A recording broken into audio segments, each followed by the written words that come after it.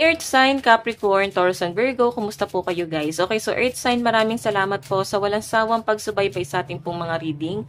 And paalala lang po na ang reading natin ay general reading lamang. So maaari po kayo guys makarelate, maaari rin naman pong hindi, kaya gawing gabay lamang. Okay, so tignan natin Earth sign, ano bang inyong gabay kapalaran? Earth sign, Capricorn, Taurus, and Virgo, gabay kapalaran po. Okay, isang shuffle pa daw. Earth sign, Capricorn, Taurus, and Virgo. Gabay kapalaran po. Spirit guide. So guys, meron tayong 10 of spade. Puro 10. So I think, may iba sa inyo, meron siguro kayong biyahe, papuntang abroad, baka iba sa inyo, inaantay nyo yung visa nyo, Earth sign. Yung iba naman dito guys, siguro may pamilya kayo na kukunin kayo abroad. Okay, parang pipitisyonin, ayan. May magpipetisyon sa inyo sa pinapakita rito, guys. Ayan. Nakikita ko dito, Earth sign, medyo nakaka-stress lang yung pag-aayos, no, ng mga papers mo. Maaring may mga delay or pwedeng anak mo tong kukunin mo, pwedeng ikaw to nasa abroad, anak mo or kapamilya mo. May nakikita kasi ako maaring ayan. Yan yung magiging problema, no. May mga delay. Siguro dahil nga sa papers, kaya ako nasabi guys kasi 6 of Diamond is kamag-anak, kapamilya, kapatid, anak, or magulang. Tas papers pa to. Travel yung 10 of flower. So, tignan natin guys. Additional message po kay Earth sign. Earth sign.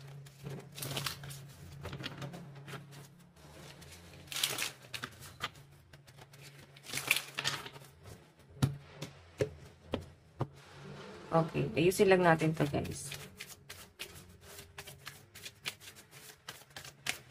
So guys, meron tayong ascending. Meron tayong cassette. May nakikita akong event dito na maaaring gustong puntahan ng mga Earth sign or maaaring nangyari na siya sa past na para bang paulit-ulit mapasok sa isip mo. Siguro may sitwasyon na nangyari doon or conflict. Okay, iba sa inyo guys, baka meron kang paghahandaang event, pwedeng concert, ayan. And, so nakikita ko guys, eto siguro, kinakabahan ka siguro, or maaring merong isang bagay dito, or sitwasyon siguro na para bang nagpapakaba sa inyo, sobrang excited yung nasa sense ko na energy mo. So, ayan. Maaring may nakakatuwang sitwasyon naman guys na mangyayari sa inyo, or pwedeng surprise na maaring paparating sa inyo guys, okay? So, tignan pa natin guys, pagdating naman sa love life. Actually, hindi ko masyado nasa-sense yun sa love life ng mga Earth sign. Kasi parang, hindi ito yung focus mo eh. Siguro pamilya. Okay, may nakikita akong pressure dito. Siguro may problema rin kayo guys na pinagdadaanan ng inyong family. Ayan. So, titignan natin ha. Kaya parang gusto nyo guys mag-unwind muna kasi parang ang dami nyo nang iniisip.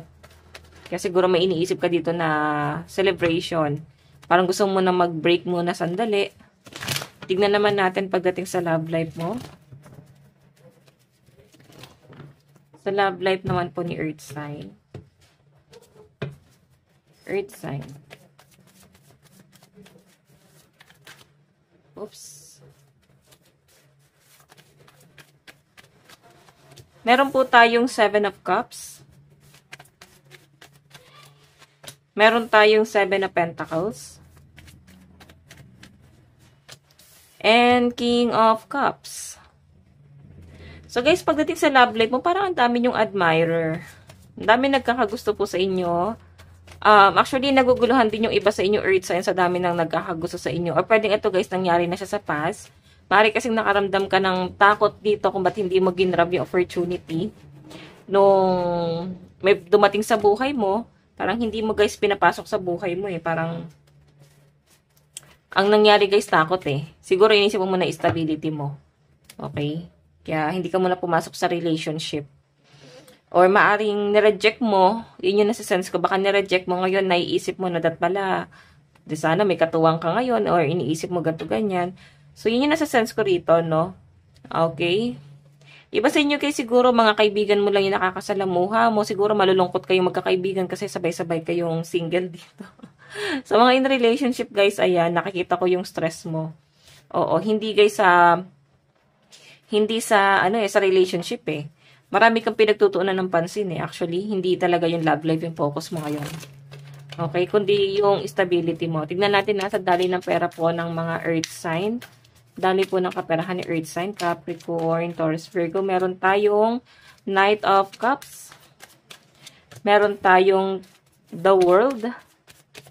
Meron tayong Two of Wands. So guys, pagdating sa love life, sa daloy ng pera mo, ayan, nakikita ko maaaring may problema kayo pagdating sa medical nyo. Baka kayo ay may biyahe. Ito kasi the world, tapos Two of Wands, ano pa rin, na biyahe pa rin. Siguro nagiging problema ng iba dito is yung kanilang medical. Baka hindi guys maayos-ayos or hindi nyo guys ma-process yung papers nyo, documents nyo, kasi mukhang ito na lang yung kulang sa, ano nyo sa requirements nyo. Yung kaperahan mo.